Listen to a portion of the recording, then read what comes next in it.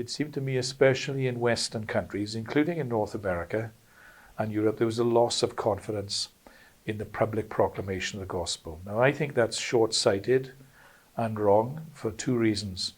One is, if we want to look at how the early believers communicated the gospel in the New Testament, all through the book of Acts and even in Jesus' ministry, you see a combination of Jesus, Peter, Paul, and others, both communicating the gospel publicly, as well as storytelling, and the early believers reaching out through small groups, house to house, and through gossiping the gospel.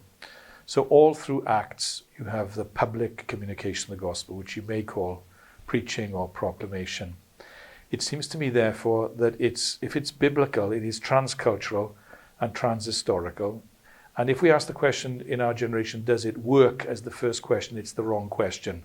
The first question is it biblical? If it's biblical, we do it, and we should persevere in doing it. And I think in the Western world, there's often been a loss of nerve in terms of the public defense and articulation of the gospel.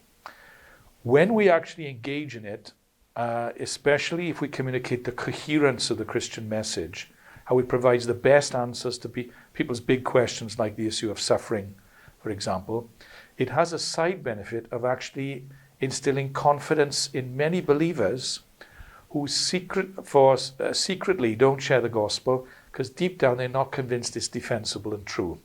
So when we communicate that the gospel is true and defensible, as the Apostle Paul said in Acts, it's both true and reasonable, then actually it stiffens the sinews and the confidence and the conviction of believers as a side benefit, in addition to giving a coherent presentation of the Christian message. So the first reason for doing it is that it's biblical. Second is historical. I don't think there's ever been a revival in the history of the church without God raising up people who preach the gospel in public. It's never happened. So if we want there to be revival in the culture, or a culture to be turned around, you've got to win the argument in public. And you can't do it through small groups, which is how a lot of Europeans and a lot of North Americans want to see a culture turned around.